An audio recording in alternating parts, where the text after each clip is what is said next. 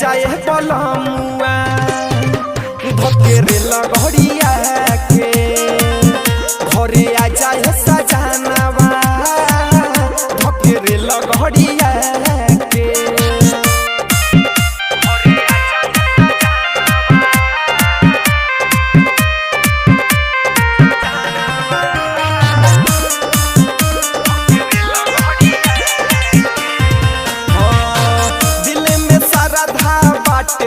पिया चली नहीं बहाना हो जल्दी से तू छुट्टी लेके बोलमु घरवा जाना हो दिल में श्रद्धा बाटे पिया चली नहीं बहाना हो जल्दी से तू छुट्टी लेके बोलमु घरवा जाना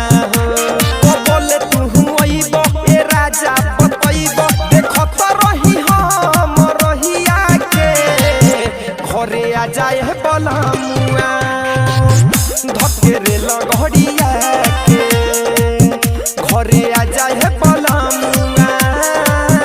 धकेरे लगड़िया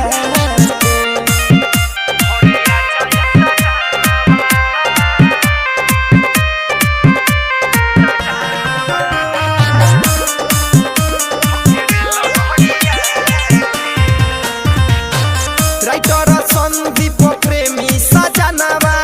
जाए के बड़ी बात मानवा हो यादव बरंग छोटे लाल जाए खातिर बाटे संगवा हो